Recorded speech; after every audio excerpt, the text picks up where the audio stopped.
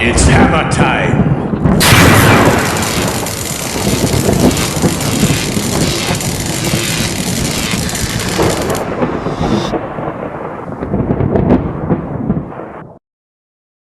Hello, it's Steel here, and I am the developer for the Ultimate Chaos mod. And what I thought I'd do today is take a bit of time to talk about some of the new features that are coming out in the new version of Ultimate Chaos, which should be out around the same time as this video, so I hope you're really enjoying that. Anyway, let's jump right into it. So one of the most obvious new features in the mod is it adds a few new units, and not too many because I don't want to blow out the rosters with a bunch of pointless units that nobody uses. But what it does add is now you can have demons for all 4 gods, and yeah, I don't actually think that's been done before. So you're actually going to be able to have Demonettes of Slaanesh now. They're very fast and do a lot of damage, but you know, they can be worn down in a fight pretty quickly. And you also have Pink Horrors of Zeech. And unfortunately, they don't kind of do what they do in the army, but they don't split off into little blue guys, because that's basically impossible with what we got right now. But what they do is they can breathe fire all over the enemy from a distance. So kind of gives Chaos like a sort of ranged unit that doesn't involve having guns or arrows or anything like that. So I think that could be really cool. It also adds the Great Unclean one for Nurgle. It has a whole raft of nasty Nurgle abilities, so you can vomit all over your enemies, or it can vomit all over you, depending. And it also adds the exalted versions of the Bloodthirsters and the Lords of Change. So you've now actually got 2 different versions with 2 different ability sets and 2 different appearances as well. And what that means is that now in the campaign, if you're going to have a Greater Demon as a general, it's now an exalted Greater Demon. And the difference between that is, aside from the fact that only the exalted Greater Demons now have the skill chain sets with all custom skills, the lesser demons, well, lesser Greater Demons, if you see what I mean, have their own abilities that they come with out of the box. And what's been added into the campaign side of the mod is you now have a tier 6 building chain tier, which you can get up to late game, which will allow you to actually recruit these Greater Demons into your army. So you're actually going to be able to have exalted Greater Demons leading your army, and actually be able to recruit other Greater Demons into your army as well. You're only allowed 1 per army, and it's really difficult to sort of have demons of different gods in the same army, and more on that later. But you can actually do it. So moving on then, that's not the only units that have been added this time. I've also fleshed out, which is kind of an appropriate way of putting it, the Slaanesh roster. You can now have chariots of Slaanesh pulled by steeds of Slaanesh, and they're very fast compared to ordinary chariots. And you now have a cannon of Slaanesh, which is kind of like the existing Hell Cannon, it's just with a Slaanesh take on it. It now debuffs enemy units, as well as blowing them to bits, with bolts of dark magic. Yeah. Okay. Moving on. The other obvious thing with this update is that all the Warriors of the Gods, that's all the warriors, all the knights, and all the chosen of the gods, have had their looks completely updated and changed. Only the Slaanesh faction, which I did in the release version, has stayed the same. I've actually been working with someone you might be familiar with. His name is Ado Potato on Steam Workshop. He does texture packs for Chaos. So obviously it's kind of obvious that we might have worked together on this. And what he's done is we've taken his texture packs and we've taken a good look at them. And we've sort of imported them all into one mod. But we've done a lot more than that. Because not only have we brought the custom textures over, but all the unit variants have been completely redone as well. So that means that everybody has different helms, different weapons, different armor than they did before. And the look is really unique. It's different from what his texture packs were. And it's something completely different. So rather than just being a direct copy.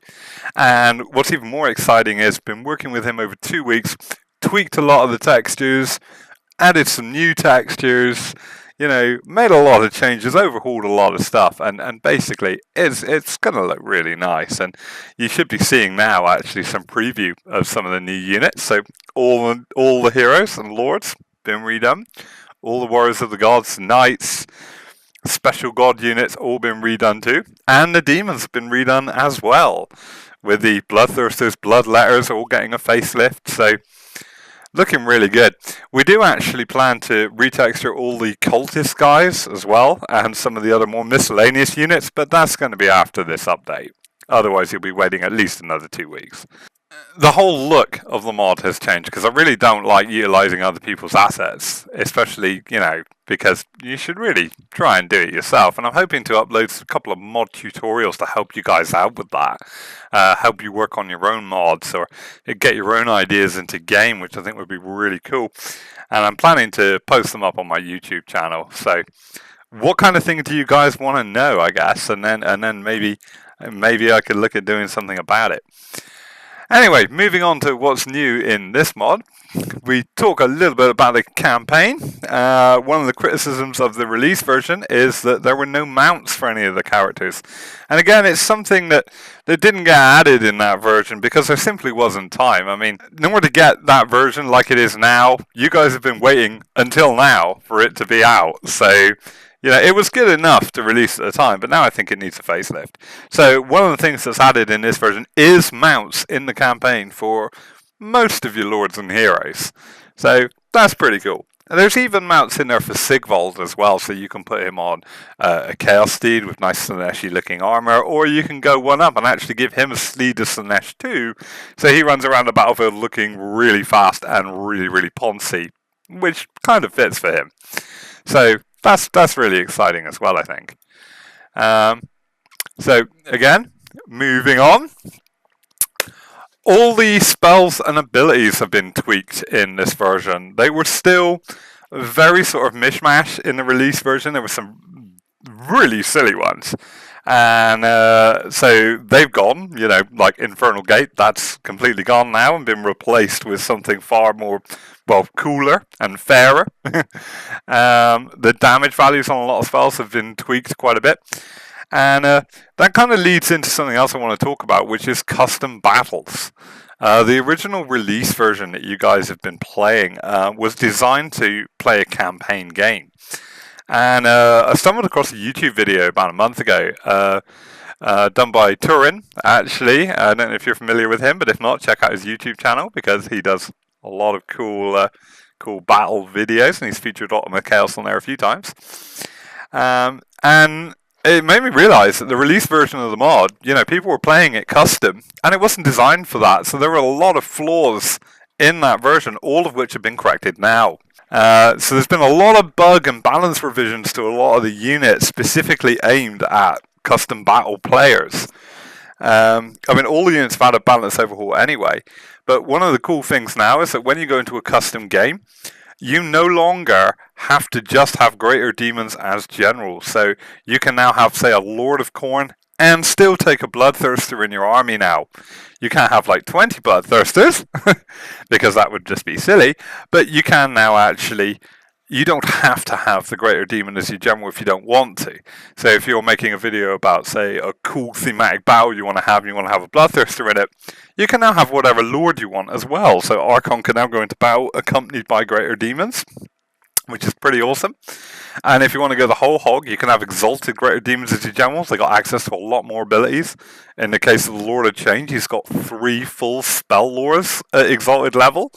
You can go with the standard one. He still has a fair few spells. He's just not as powerful as his kind of big brother. So that's kind of neat.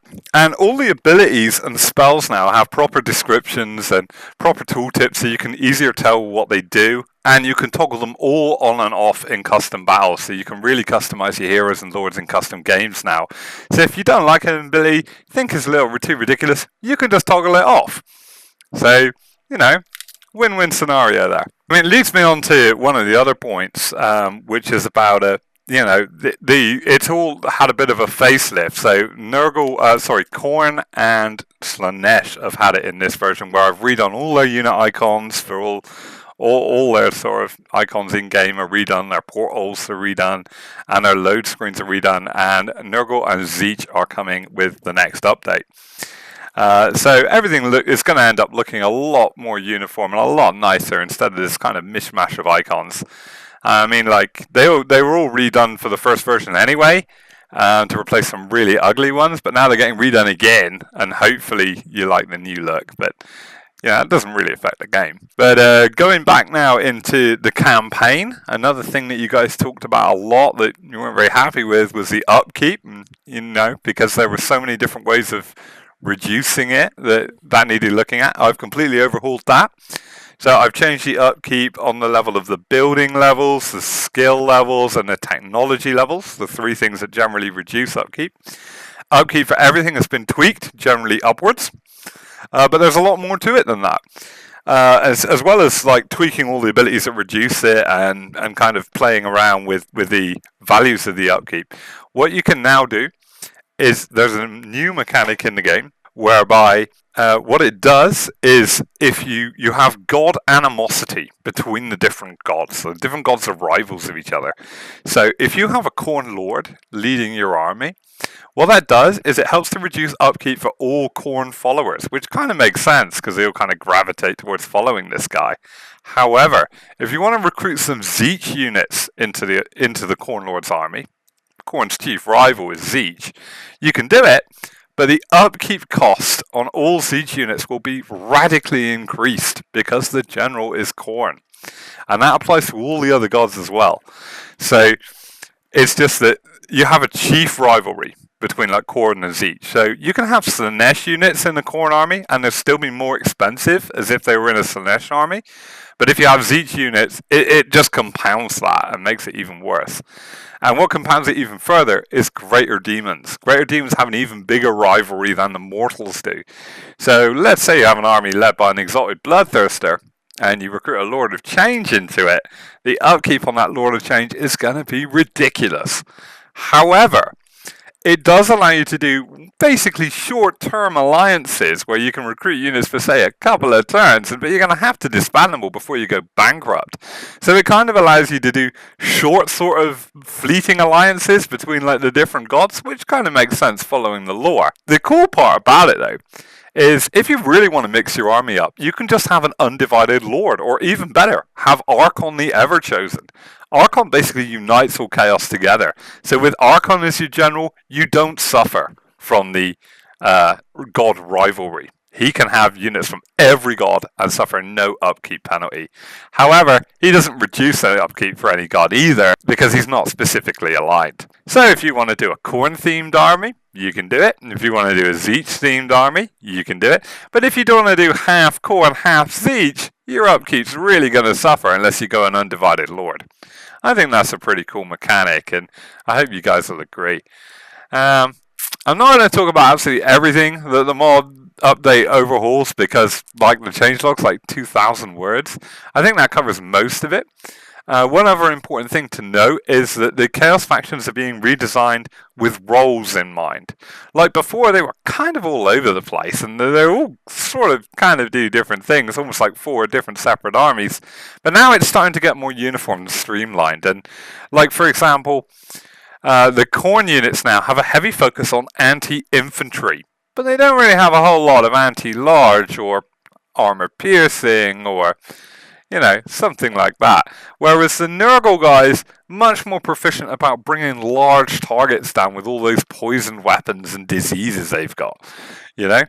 So hopefully, again, going to sort of refine it a bit more for Zeech and Slaanesh. I mean, Zeech kind of has like the sort of ward saves are quite defensive sort of play strategy, and their weapons are imbued with fire and magic as well, which is cool. And Slaanesh tend to be faster and more sort of armor piercing-y, and have generally higher melee skills than the other gods, but don't tend to lack some more of their kind of tweaks, if you like. But anyway, I'd love to hear your balance column comments in the forums. A lot of the balance changes in this mod have actually been feedback from various players, and I've bug tested this mod, but I don't actually have the time to sit there and play it. and actually see these guys in battle. So I'm just kind of guessing what values might work. If you think they don't work, maybe you could suggest some values that do, and maybe it'll make it into the next update. Who knows? Anyway, I think I've rambled enough for now and covered most of what's in this new update. I hope you're excited about it. And I really hope you subscribe to my channel. And if you like all the work I'm doing, please consider supporting me because, I'm broke. Anyway, hope you had a great time and enjoyed the video. I'll catch you all later.